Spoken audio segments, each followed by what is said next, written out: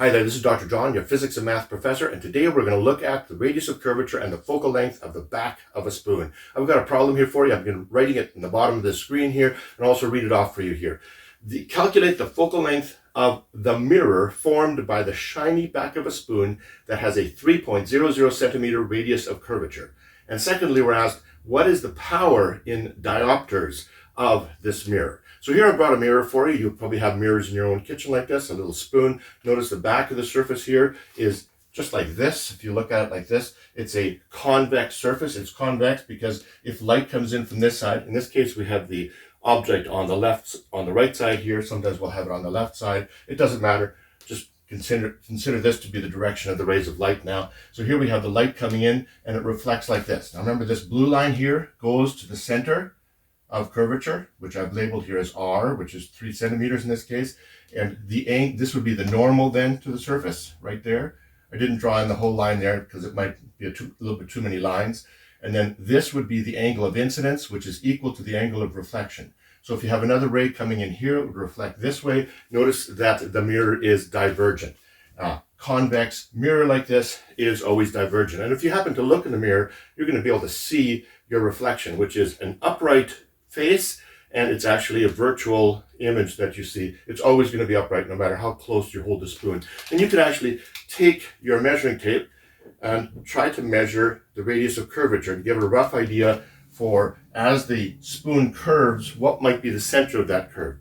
My spoon here would be roughly maybe 1 inch or about 3 centimeters, similar to that one over there. So let's analyze this question and see if we can come to an answer. In this problem, the radius of curvature, or C as it's sometimes called, is 3 centimeters. And here I've written it out with a number of significant figures, 3.00, that has 3 significant figures. It's significant because we put these zeros in here and we put that decimal in. This one only has 1 significant figure, of course. Now if we convert that to meters, because usually we'll do these problems in MKS, the meters, kilograms, seconds units. In meters, it would be 0.03 meters. Now, of course, this here has 3 significant figures. This one only has 1. So if you want to write it with 3 significant figures, you have to put it in scientific notation.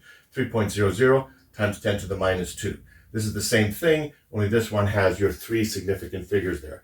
So if we wanted to have, here's the radius of curvature, if we want to have the focal length for thin mirrors, we're still considering this a thin mirror, even though it's pretty thick. Consider this a thin mirror. We still always have the relationship that the focal length would equal to the radius of curvature, or C, divided by 2. So in that case, this would be 1.50 times 10 to the minus 2. Now, because this is a diverging mirror, the radius of curvature, it might still be a positive radius of curvature, but the focal length or the focal distance is a negative unit. So we put that negative in, even if we make this a positive, because we always measure the distance to be positive like this, but the focal length would be negative. In other words, even though the light comes over here, we would draw a dashed line back to this point over here where it seems to be coming from. Normally, if you have a positive distance to the focal length, it's because light is focusing in there. Here, light does not focus on the focal length. It seems to diverge away from it. Now, as to the second part of the question, we're looking to what is the power in diopters. Now, diopters is another way of measuring focal length.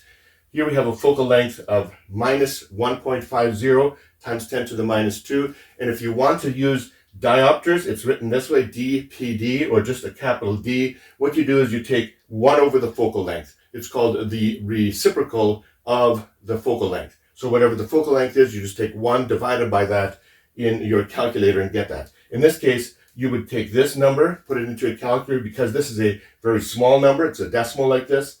It's a decimal 0.03. You always have to have, if you're going to calculate diopters, you have to have the original focal length in meters. You can't use centimeters, so be very careful with that.